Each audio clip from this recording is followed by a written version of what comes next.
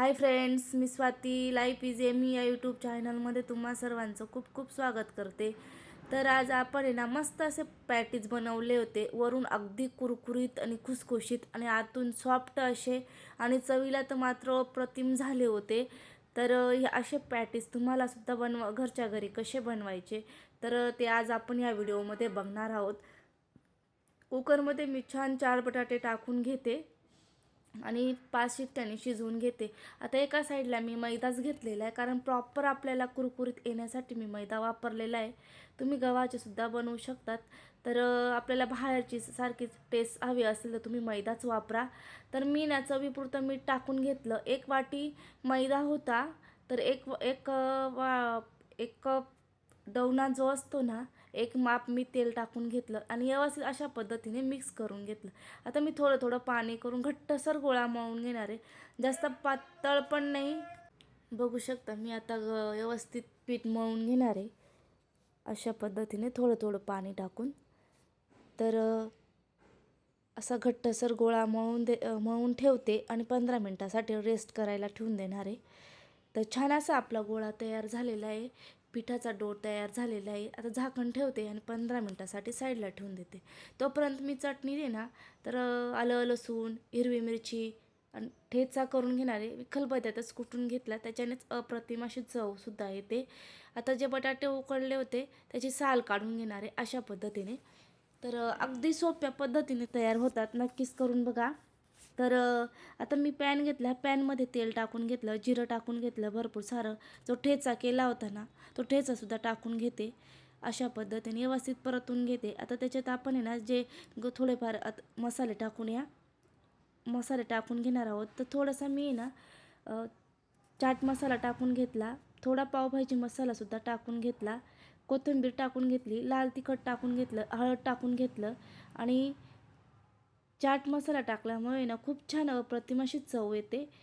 त्याच्यानंतर आहे ना थोडासा हिंगसुद्धा टाकून घेतला आणि याला तेलाचा जास्त वापर न करता आपल्याला कमीच वापर करायचा आहे.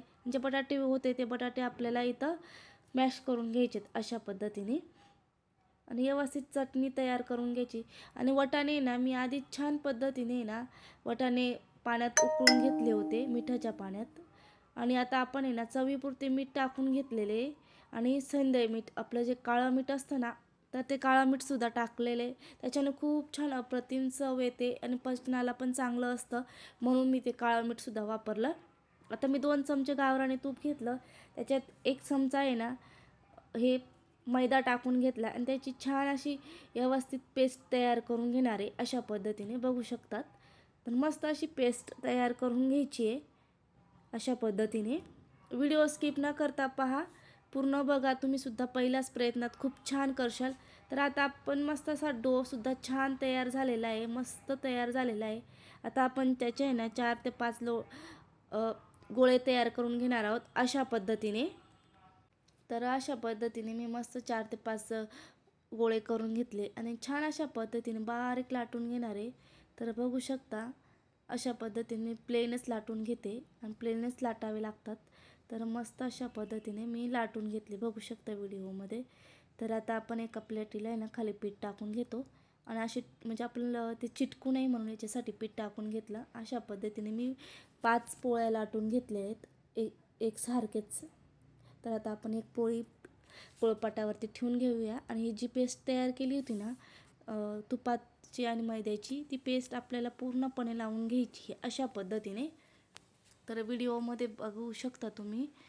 तर अशा पद्धतीने छान मी लावून घेतली. आता दुसरी पण पोळी मी अशाच पद्धतीने ठेवून घेते आणि तशाच पद्धतीने पेस्ट केली होती ती लावून घेते. आता आपण याला लाटण्याने लाटून घेणार आहोत अशा पद्धतीने.